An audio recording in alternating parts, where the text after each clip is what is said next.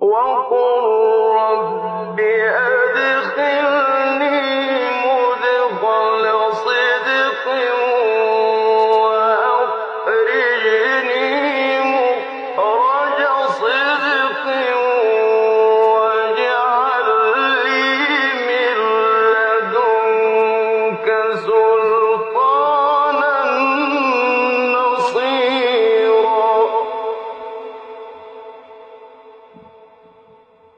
Chers frères et sœurs, nous sommes toujours avec le hadith rapporté par l'imam Ahmed, par Tirmidhi, par Al-Nasa'i, par l'imam Al-Hakim, par Abu Ya'la, et qui a été authentifié par l'imam Al-Hakim ainsi que par l'imam Al-Dhahabi, et dans lequel Ammar ibn Yasir avait appris ou avait enseigné aux personnes qui ont prié derrière lui un dua que le prophète sallallahu alayhi wa sallam accomplissait notamment à la fin de la prière. Et nous avons commencé à expliquer les termes de cette belle invocation. Le prophète sallallahu alayhi wa sallam disait au début: ô Seigneur, par ta connaissance de l'invisible et par ton pouvoir absolu sur la création, maintiens-moi en vie tant que la vie est un bien pour moi, et accorde-moi la mort tant que la mort est un bien pour moi. Ce qu'il faut savoir, c'est que tout ce que nous demandons à Allah Azza wa Jal dans nos invocations et dans nos demandes, il se divise en deux catégories. La première catégorie, il s'agit de certaines choses qui sont un bien absolu. Un bien absolu. Lorsque tu les as, tu es sûr d'avoir acquis un bien. Il n'y a nul doute là-dessus. Qu'il s'agisse de l'immédiat ou de l'après, ou de plus tard, après avoir reçu ces choses-là. Donc dans ce cas-là, lorsqu'on fait l'invocation, on ne la conditionne pas par le savoir d'Allah Azza wa Jalla. Lui dire, si tu sais, par exemple, prendre un exemple, la crainte de Dieu. Tu ne vas pas dire, Seigneur, si tu sais que ta crainte, que ma crainte envers toi est un bien pour moi, accorde-le. Et si la crainte est un mal pour moi, ne l'accorde pas. Non, la crainte de Dieu ne peut être qu'un bien absolu. Il est de même pour le Jannah. Tu ne peux pas dire, Seigneur, donne-moi le Jannah si le Jannah est un bien pour moi. Non, le Jannah est un bien, certes. Il n'y a nul doute là-dessus. Donc là, dans les invocations, on ne conditionne pas l'invocation par le savoir d'Allah Azza wa Jal. La deuxième catégorie concerne, par exemple, le choix de la vie ou de la mort. Tu veux demander à Allah Azza wa Jal d'allonger ta vie ou d'écourter ta vie. Tu n'en sais rien. Qui te dit que le fait de vivre plus longtemps, c'est un bien pour toi? Qui te dit de demander la mort tout de suite, c'est un bien pour toi? Tu n'en sais rien. Il n'y a que Allah Azza wa Jal qui sait si l'allongement de la vie représente un bien pour toi ou pas. Et donc dans ce cas, tu conditionnes l'invocation par le savoir d'Allah Azza wa Jal. Et c'est exactement ce qu'a fait le prophète sallallahu alayhi wa sallam. Donc la demande de la mort ou la demande de la vie. Et il s'agit aussi de tout ce qui concerne les biens matériels ou les engagements personnels dans la vie d'ici-bas. Le fait de choisir son conjoint, donc toi tu peux penser que tel conjoint sera, ou bien telle personne sera un bon conjoint pour toi, alors qu'Allah Azza wa Jalla sait que plus tard ça ne sera pas le cas.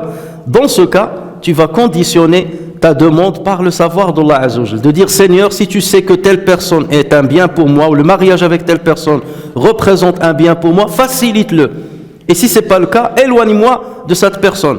Tu veux choisir un travail. Tu ne vas pas dire, Seigneur, donne-moi ce travail-là. Non, si tu sais que ce travail représente un bien pour moi, facilite-le. Si ce n'est pas le cas, éloigne-moi de lui. Tu veux accomplir un voyage. Donc le voyage peut être un bien pour toi ou pas. Et ainsi de suite. Tu veux acheter une maison, tu veux acheter une voiture et ainsi de suite. Telle chose ou telle autre chose. Chaque fois que tu as une hésitation, tu confies justement le choix à Allah Azza wa Jalla. Et c'est le secret de l'istikhara. L'istikhara, ça vient de l'ikhtiyar. L'ikhtiyar, ça veut dire le choix. L'istikhara, tu demandes le choix à Allah Azza wa Jalla. Tu optes pour le choix d'Allah Azza wa Jalla et non pas pour ton propre choix. Et c'est exactement ce qu'a fait le prophète sallallahu alayhi wa sallam dans cette invocation qu'on a déjà citée. Au début, lorsqu'il a parlé de la vie et de la mort, il a dit, Seigneur, accorde-moi la vie tant que la vie est un bien pour moi. Et accorde-moi la mort si la mort est un bien pour moi. Mais pour le restant de l'invocation, là, il n'a rien conditionné. Lorsqu'il a dit, Seigneur, accorde-moi ta crainte, que ça soit publiquement ou lorsque je suis en solitaire, en cachette, accorde-moi la bonne parole, la parole de vérité, que je sois dans un état de satisfaction ou un état de colère. Accorde-moi la bonne mesure, que je sois riche ou pauvre. Accorde-moi un bien qui ne tarit jamais. Donc ces invocations-là, ces choses qu'il a demandées sont forcément un bien absolu. Et donc à partir de là, il ne l'a pas conditionné en citant le savoir de Allah Azza wa Jal. Chers frères et sœurs, dans cette invocation, dans ce début des invocations du prophète sallallahu alayhi wa sallam, on remarque que le prophète sallallahu alayhi wa sallam ne s'attachait pas à la vie mondaine, ne s'attachait pas à cette vie, à la vie d'ici-bas et à ses jouissances. Parce que le prophète sallallahu alayhi wa sallam ne fait pas partie de cette catégorie dont Allah Azza wa Jal a cité dans le Coran, a cité l'exemple dans le Coran, lorsqu'il a dit « Tu les trouveras les plus attachés à la vie d'ici-bas ». Encore pire que les polythéistes. L'un d'eux espère vivre 1000 ans. Ça, Allah Azza wa Jal l'a cité par rapport aux égarés de Banu Israël. Mais même dans notre communauté, on peut avoir des personnes qui sont de ce genre-là, qui espèrent vivre 1000 ans, qui ne veulent pas mourir, qui veulent s'accrocher à la vie jusqu'au dernier moment et à la jouissance de la vie. Le prophète sallallahu alayhi wa sallam n'est pas de cette catégorie. Le prophète sallallahu alayhi wa sallam a compris le sens et le secret de l'existence. Le secret de l'existence, c'est quoi? On le trouve dans le verset dans lequel Allah Azza wa Jal a dit « C'est lui qui a créé la mort et la vie afin de vous éprouver lequel d'entre vous œuvre au mieux. » Celui qui œuvre au mieux. C'est ça le secret. Donc, si tu vis très longtemps, mais avec des bonnes œuvres, tant mieux. Ça, c'est la meilleure des vies. Mais si tu vis très longtemps en accomplissant des péchés, en s'égarant du chemin d'Allah Azza wa Jal, ça c'est la meilleure, c'est la pire des vies, même si elle s'allonge. Et c'est pour cela que on voit dans un hadith rapporté par le Bazzar sur Abu Huraira que le prophète sallallahu alayhi wa sallam a dit à ses compagnons: voulez-vous que je vous informe sur les meilleurs d'entre vous? Et ils ont dit: bien sûr, ya Rasulallah. Il a dit: ceux d'entre vous qui ont la vie la plus longue et le meilleur comportement. Et dans une autre version, ceux d'entre vous qui ont la vie la plus longue et les meilleures œuvres. Voici les meilleurs d'entre vous. Donc on n'a pas de problème de vouloir vivre très longtemps tant qu'on accomplit le bien. Mais si on tient à vivre très longtemps seulement pour profiter de la vie, là on n'a pas compris le sens de la vie.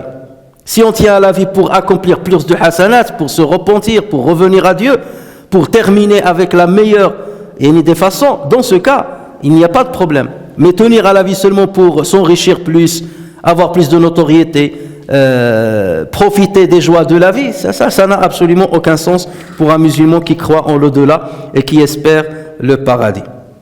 Il n'y a pas de bien en une vie dans laquelle le musulman ne fait que du mal, et une vie qu'il termine avec du mal. Et dans ce cas-là, bienvenue à une mort qui arrive lorsque ton livre est rempli de hasanat et qu'il est allégé de as-sayyi'at. Dans ce cas-là, bienvenue, qu'elle soit bienvenue, cette mort-là. Le prophète sallallahu alayhi wa sallam, donc c'est pour cela qu'il a dit: si tu vois que la vie est un bien pour moi, et donne-moi la mort, si la mort est un bien pour moi. On peut se dire, le prophète sallallahu alayhi wa sallam n'accomplissait que du bien. Depuis qu'il est devenu prophète, il n'accomplissait que du bien, que des hasanat. Ben dans ce cas-là, pourquoi il a vécu plus longtemps, jusqu'à 63 ans, alors qu'il est devenu prophète à partir de 40 ans? Allah Azza wa Jal aurait pu lui donner la mort à n'importe quel instant depuis qu'il est devenu prophète. Ça aura été un bien pour lui, il sera dans le paradis de toute manière. Mais ça ne serait pas un bien pour sa communauté et pour l'avenir de l'islam, parce qu'Allah Azza wa Jal l'a utilisé dans un bien collectif. Il l'a utilisé comme un moyen de transmission de la parole d'Allah Azza wa Jal, de l'explication de la parole d'Allah Azza wa Jal, de la purification des compagnons et de la communauté, et de stabilisation de l'édifice islamique qui va venir plus tard pour préserver la religion. Voilà pourquoi Allah Azza wa Jal lui a allongé la vie. Et une fois il a accompli sa mission, lorsqu'Allah Azza wa Jal a dit: aujourd'hui j'ai parachevé pour vous votre religion et je vous ai comblé de mes bienfaits et j'ai choisi l'islam comme religion pour vous, là la mission du prophète sallallahu alayhi wa sallam s'est terminée. Ensuite il y a eu le surah Idha ja'a nasrullahi wal fath, ça faisait partie des derniers versets en tout cas. Lorsque la victoire de Allah Azza wa Jal arrive, ainsi que la conquête, que les musulmans et que les gens rentrent dans la religion de Dieu en groupe, glorifie par les louanges ton Seigneur et demande-lui pardon, parce que ta mission s'est terminée. C'est pour ça qu'Abdullah ibn Abbas il a dit cette sourate est un signe de la proximité de la mort du prophète sallallahu alayhi wa sallam, puisque Allah Azza wa Jalla lui a envoyé l'ange pour lui dire: est-ce que tu veux encore vivre ou tu veux mourir? Tu as accompli ta mission. Il a dit: je préfère mourir maintenant.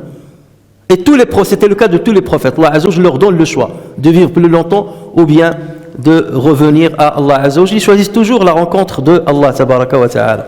Donc voilà pourquoi Allah Azza wa Jalla, parfois lorsque tu fais ce genre de dua, il peut allonger ta vie parce qu'il sait que l'allongement de ta vie représente un bien pour toi et pour la communauté. Parce que tu es rentable à ta communauté, il peut t'allonger ta vie. Et pas seulement par rapport à ton profit personnel. Et c'est pour cela que les savants ou les connaisseurs disaient: Seigneur, utilise-nous dans le bien. Fais de nous des clés du bien. Utilise-nous. Et ne nous change pas par d'autres personnes qui seraient meilleures que nous. Parce que tant qu'Allah t'utilise comme un moyen dans le bien, c'est un bien pour toi, in fine, et pour la communauté. Tant mieux. Et ta vie là est bénéfique pour toi ainsi que pour les autres. Mais lorsque ta vie ne sert absolument à rien, elle n'est bénéfique ni pour toi ni pour les autres, dans ce cas, autant demander la mort. Bien qu'on ne doit pas la demander, parce qu'il se peut que l'allongement de la vie soit une occasion pour nous afin de nous repentir. Et c'est pour cela d'ailleurs que l'imam al-Bukhari rapporte sur le prophète sallallahu alayhi wa sallam qu'il a dit: qu'aucun de vous ne désire la mort. Qu'aucun de vous ne désire la mort, car s'il fait le bien, alors peut-être fera-t-il encore plus. Et s'il fait le mal, peut-être se repentira-t-il. Voilà pourquoi il ne faut pas espérer la mort. Parce que de deux choses l'une. Ou bien tu fais le bien, dans ce cas, il se peut que l'allongement de la vie te permet de faire encore plus de bien, avoir plus de hasanat pour monter dans les degrés du paradis. Ou bien tu fais du mal, et dans ce cas, l'allongement de la vie t'accordera peut-être assez de sagesse, t'accordera l'occasion de te repentir et de terminer la vie avec la bénédiction d'Allah, et terminer ta vie avec les bienfaits et avec l'obéissance de Allah Azza wa Jal. Donc, chers frères et sœurs, de ce que nous avions cité jusqu'à maintenant, on comprend que l'islam interdit à ce que le musulman espère la mort. Bien entendu, cherche la mort, ça c'est interdit, c'est le suicide, ça on sait que c'est interdit, c'est clair, c'est net, c'est précis, il n'y a aucun doute là-dessus. Mais le fait d'espérer la mort, est-ce que j'ai le droit, parce que je suis dans une situation difficile, parce que j'ai une maladie grave, parce que je souffre, est-ce que j'ai le droit de demander ou bien d'espérer la mort? Le prophète sallallahu alayhi wa sallam dit à ce propos: qu'aucun de vous ne désire la mort pour lui-même, à cause d'un malheur, quel qu'il soit, à cause d'un malheur qui lui est arrivé.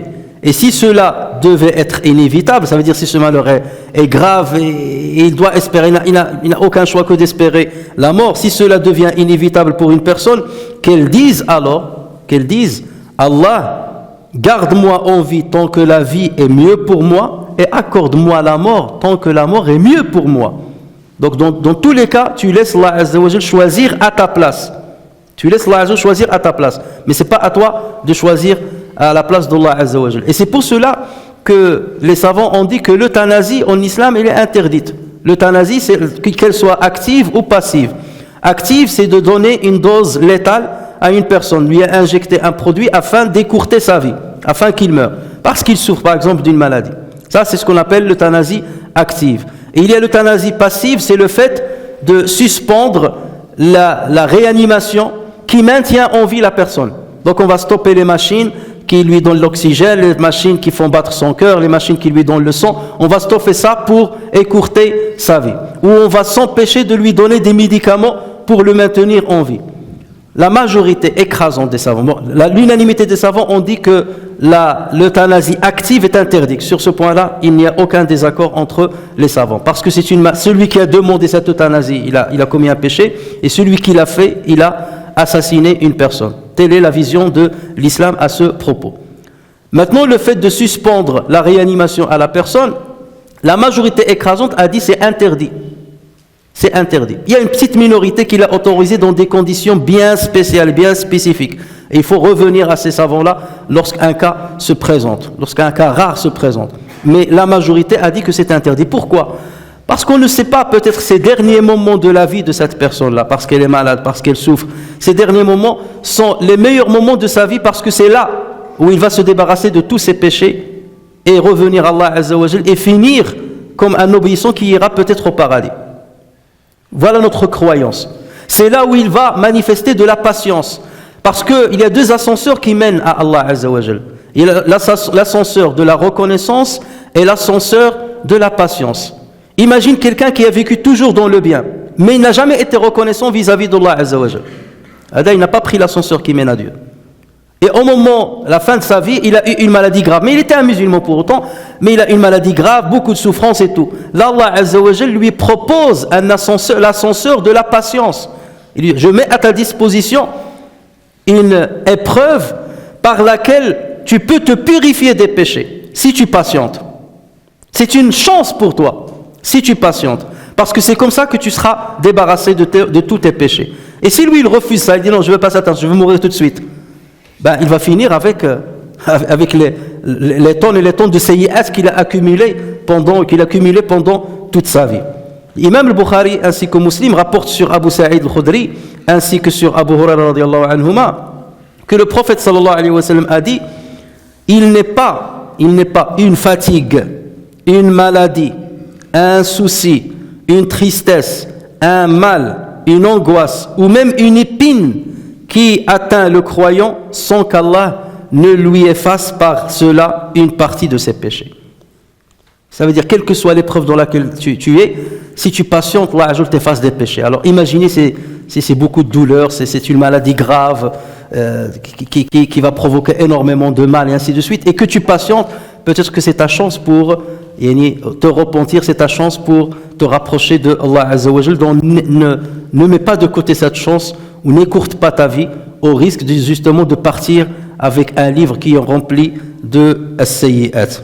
Donc voilà pourquoi, chers frères et sœurs, le prophète sallallahu alayhi wa sallam, dans son invocation, donc il invoquait de la sorte. Il laissait le choix à Allah Azza wa Jal de lui allonger la vie ou de lui donner la mort, selon si la première ou la deuxième représente un bien pour lui, un bien ici-bas et un bien dans l'au-delà. Donc, chers frères et sœurs, une question se pose: quand est-ce que la mort devient meilleure que la vie? Elle devient meilleure que la vie lorsque le fait de vivre longtemps va écarter le musulman de sa religion, ou va provoquer l'écartement des autres de leur religion. Quelqu'un, par exemple, qui est suivi et qui, parce qu'il va vivre très longtemps, il ne va pas plus réfléchir comme avant et il va égarer d'autres personnes. Dans ce cas, celui-là, sa mort est meilleure que sa vie. Parce qu'au moins, il ne va pas faire égarer les autres. Lorsque l'allongement de la vie va nous ramener plus de sayyi'at que de hasanat, dans ce cas, la mort est meilleure que la vie. Ou lorsque le fait de vivre très longtemps nous fait revenir à un âge où on est faible à tel point qu'on ne comprend rien, qu'on ne discerne plus, qu'on ne comprend rien, on n'est plus responsable devant Allah Azza wa Jal. La personne, par exemple, vit très longtemps à un point où il ne sait pas ce que c'est que la prière de Dor, est-ce que j'ai fait mes ablutions ou pas, il oublie, il est Alzheimer, donc il ne sait pas, il est dans un autre monde, il n'est plus responsable aux yeux de la religion. Dans ce cas, la vie quelque part ne sert plus à rien, sa vie ne sert plus à rien. La mort est plus préférable que sa vie. Regardez ce hadith-là qui dénote ceci, cette vérité. L'imam al-Bukhari rapporte sur Sa'd ibn Abi Waqqas qu'il a dit: le prophète sallallahu alayhi wa sallam nous apprenait quelques invocations, et les savants en disent à la fin de Tashahhud, comme on apprend l'écriture. Il nous apprenait ces invocations comme on apprend l'écriture. Donc c'est le fait que l'orant, celui qui prie, dit à la fin de sa prière: Seigneur, je demande la protection auprès de toi contre l'avarice. Et je demande la protection auprès de toi contre la lâcheté. Et je demande la protection auprès de toi contre le fait que je sois conduit à l'âge le plus vil. C'est-à-dire de revenir à un âge le plus vil où je ne comprends rien. Je ne veux pas arriver jusqu'à cet état. Et je me protège auprès de toi, ou je demande la protection auprès de toi contre les épreuves de la vie et contre le châtiment de Al-Qabr, contre le châtiment de la tombe. Hadith rapporté par Al-Bukhari. pour ceux qui disent qu'il n'y a pas de châtiment dans la tombe, voici la preuve. À moins si ces personnes-là ne croient pas au hadith. Mais ça, c'est une autre histoire. Donc vous voyez, ce qui nous intéresse dans ce hadith, c'est que le prophète sallallahu alayhi wa sallam, il disait cette partie-là. Ne fais pas de Seigneur, je me protège auprès de toi pour ne pas revenir à un âge le plus vil où je ne comprends absolument rien. Donc vous voyez ce genre d'invocation, chers frères et sœurs, il est important que le musulman les fasse tant qu'il est en bonne santé et tant qu'il est encore jeune et tant qu'il est plus proche de la vie dans l'apparence que de la mort. Pourquoi ? Parce qu'il est en train de traduire ce qu'il croit dans son fort intérieur. Il est en train de dire Allah Azza wa Jal, Seigneur, je ne m'attache pas à la vie d'ici-bas. Je ne veux pas m'accrocher à la vie coûte que coûte. La vie ne m'attire pas par ses jouissances. Ce qui m'intéresse le plus, c'est l'au-delà, c'est le paradis. C'est ça ce que je cherche, c'est la priorité des priorités. Donc si cette vie me permet de me rapprocher du paradis, dans ce cas, accorde-moi la vie. Mais si la vie ici-bas va m'éloigner du paradis, accorde-moi dans ce cas la mort. Il n'y a pas de problème. Qu'elle soit la bienvenue. Lorsque tu dis ces paroles-là, mais tu les dis avec certitude et avec insistance, c'est que tu es en train de traduire la force de ton credo, la force de ta foi en Allah Azza wa Jal et au jour de jugement. Plutôt que de se contenter de demander seulement les jouissances terrestres. Il n'est pas interdit de les demander, mais se contenter que de cela et attendre qu'on soit dans l'épreuve grave, à demander la mort, lorsqu'on n'en peut plus, dans ce cas c'est trop tard. Lorsque tu vois quelqu'un qui est grabataire et il souffre, et là il dit Seigneur accorde-moi la mort. Non, cette demande il fallait la faire avant et qu'il fallait confier le choix à Allah Azza wa Jal de ce qui est le meilleur pour toi. Et Allah Azza wa Jal aurait choisi au moment voulu ou au moment de difficulté, là le meilleur choix, aurait opté pour le même choix pour toi. Parce que tu l'as invoqué avec certitude et à un moment où tu étais plus proche de la vie que de l'au-delà.